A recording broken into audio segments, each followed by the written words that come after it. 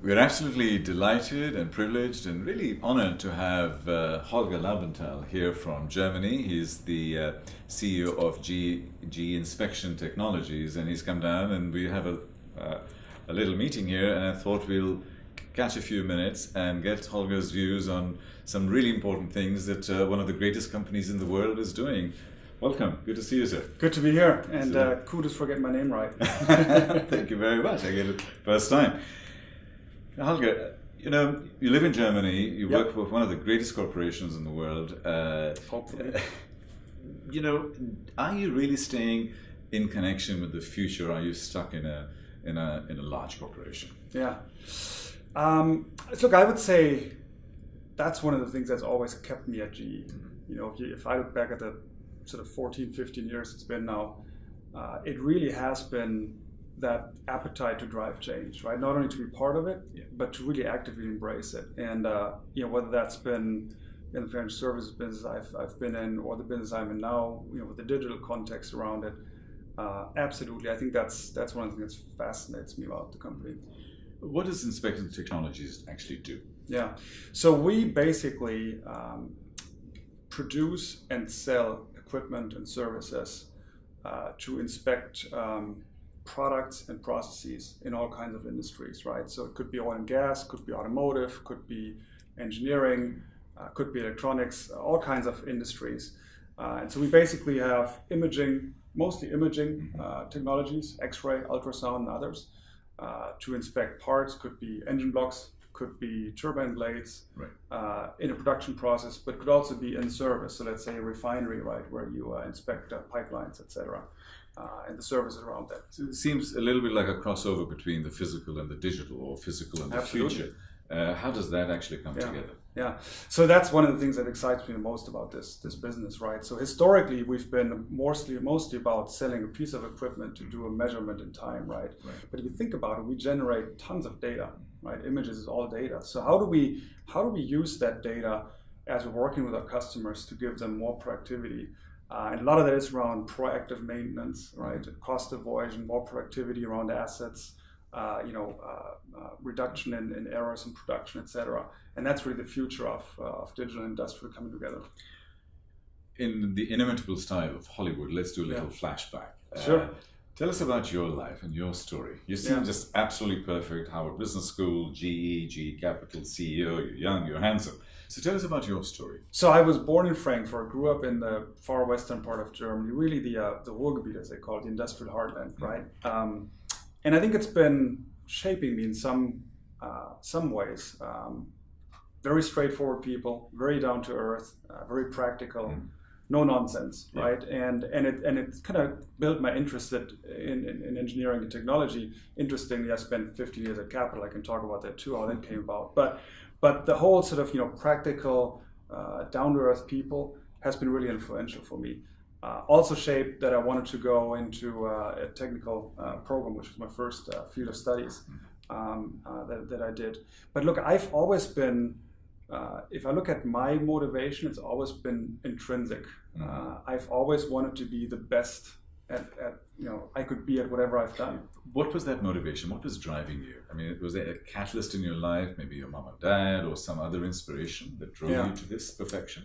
Yeah, I think one was my parents challenging me as a kid. It wasn't always just to get the best grades. It was really just, be the best at what you can, because then at least you can say you've tried, right? That was the first thing. The second thing, and I'll tell this all the young kids. I had the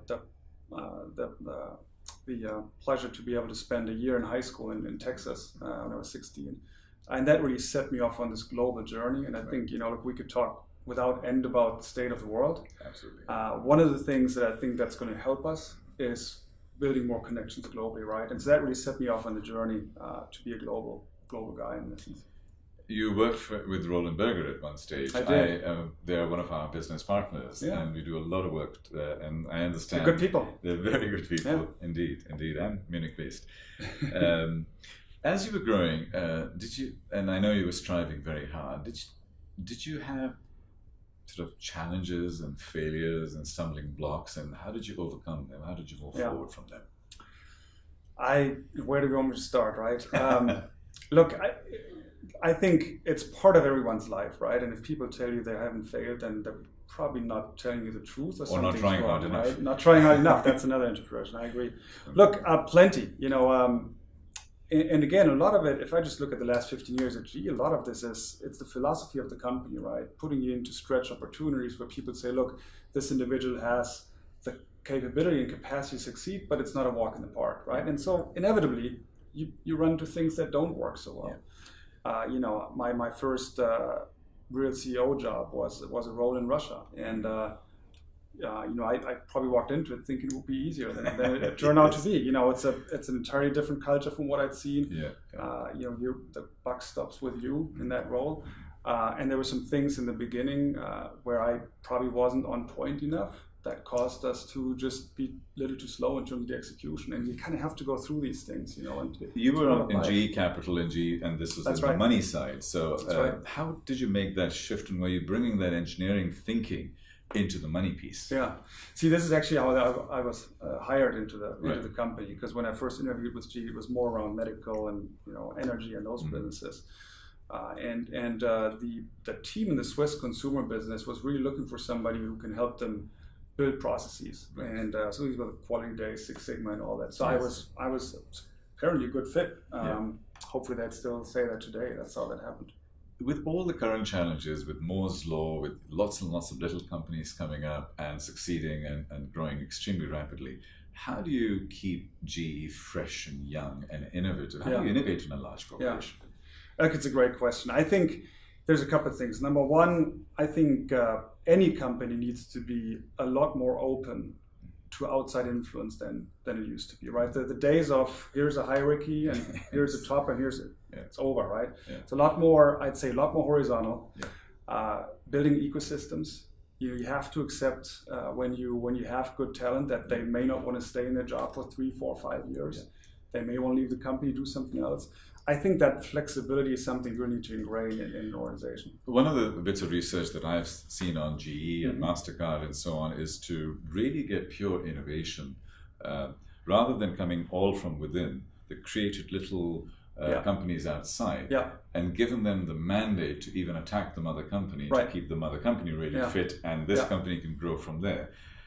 Giving it much more space to maneuver and be cooler and different. Is that something that you like? Is that something you are doing? And what does GE do in that kind of scenario?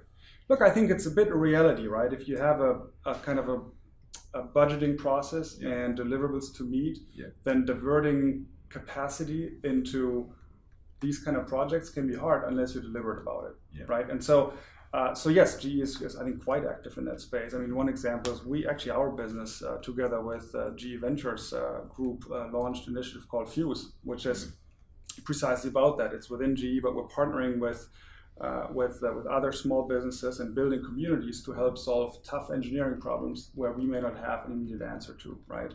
And so that's just one example. And I think, again, building these ecosystems and getting this influence in is key for the future. One of the key elements that I see is that because of the speed of transformation, building ecosystems and building processes, which is our paradigm, has become much more difficult and challenging. It's almost like recreating things every 18 months if we stay with Moore's Law.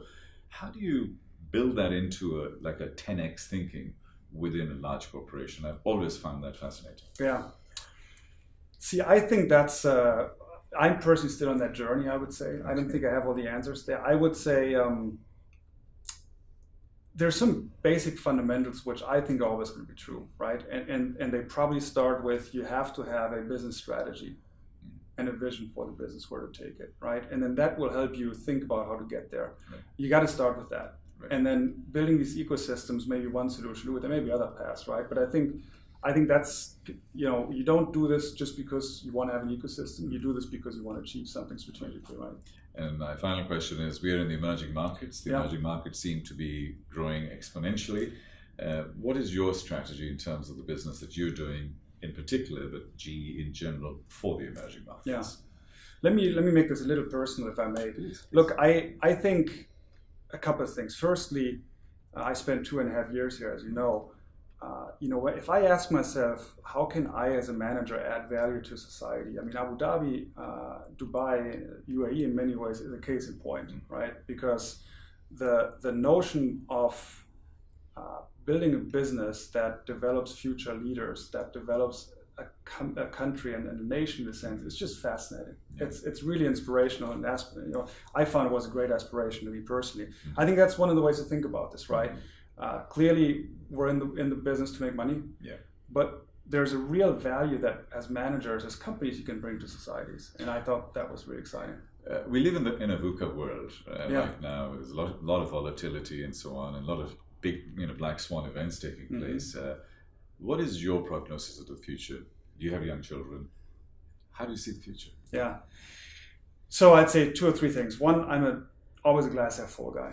I just think life is too short not to be a glass half full guy, right? So you got to start with that. Secondly, I don't really know. I don't really worry so much about it. I try to think about what I can do and what I can influence. And I think that's sort of my guiding post. A third thing I'd say is, I'm not so much worried about the known unknowns. It's always the unknown unknowns, right? Many people have talked about it, but it's the stuff that you just don't get a sense for that may come out of nowhere. That look, you got to be flexible, you got to be nimble, and you got to assume that weird things are going to happen, right? The world that we live in. And a final legacy question: if today was your 90th birthday, what would we be celebrating? What would we say that Holger has actually achieved? What would your kids be saying? Hopefully, hopefully, having had an impact on their lives, on the family side, it's an easy thing to say. It's a harder one to manage. I find personally sometimes, just in terms of bringing personal and professional life together, a legacy with friends. But again, I think as a professional, also, I quite enjoy the ability to have impact on people's lives. Helping them grow and develop, and I think that's again a big part of the role. On that happy note, thank you very much indeed. Thank you for having me, Tariq. Thank you. It's been a pleasure.